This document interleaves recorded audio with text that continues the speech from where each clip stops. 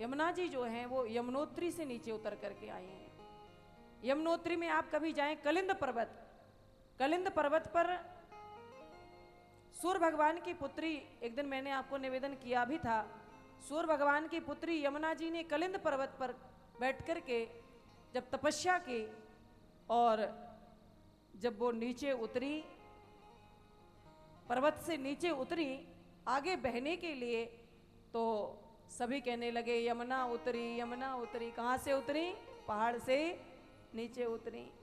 अच्छा, आप बार बार बोलिए यमुना उतरी, यमुना उतरी, यमुना उतरी। बार बार बोलते रहेंगे तो क्या सुनाई देगा? यमुनोत्री, यमुनोत्री, यमुनोत्री, यमुनोत्री, यमुना उतरी, यमुना उतरी। जहां यमुना जी कलिंग पर्वत से उतरी उस जगह का नाम है यमुनोत्री।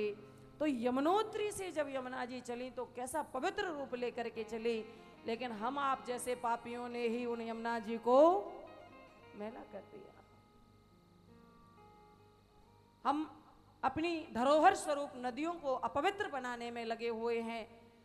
नदियों को स्वच्छ रखना, तीर्थों को स्वच्छ रखना, पवित्र रखना। कभी भी तीर्थों में आए, वृंदावन आए, कहीं भी जाएं तो ध्यान रखना चाहिए, कभी भी तीर्थों में जाके, नदी किनारे जाके कभी किसी भी प्रकार की गंदगी को हमें नहीं फैलाना चाहिए। प्रसाद में यदि आप यहाँ बैठ के कथा सुन रहे हैं, प्रसाद में यदि आपको केला मिल गया, कुछ मिल गया, तो ऐसा नहीं कि फल को खाया और छिलका जा करके बाहर डाल दिया।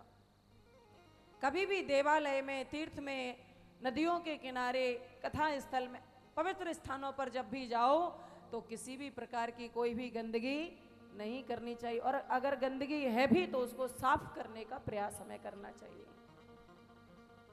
तो यमुना का स्वरूप यदि विलुप्त हुआ, या मान लो धरोहर स्वरूप किसी भी नदी का स्वरूप यदि विलुप्त हुआ, तो उसका दोषी और कोई नहीं, उसमें दोष हमारा और आपका ही है। हमने उस हिसाब से उनका सम्मान नहीं कर पाया, उनकी सेवा शुश्रूषा नहीं कर पाई। नहीं तो गंगा जी तो स्वर्ग में थी, उनको क्या आवश्यकता थी इस धराधाम पर आने की। भागीरथ जी ने तपस्या की तो भागीरथ जी की तपस्या पर प्रसन्न होकर के मैया गंगा ऊपर से नीचे उतर करके आ गई। तो नदियों को स्वच्छ रखना, पवित्र रखना, ये हमारा आपका कर्तव्य है।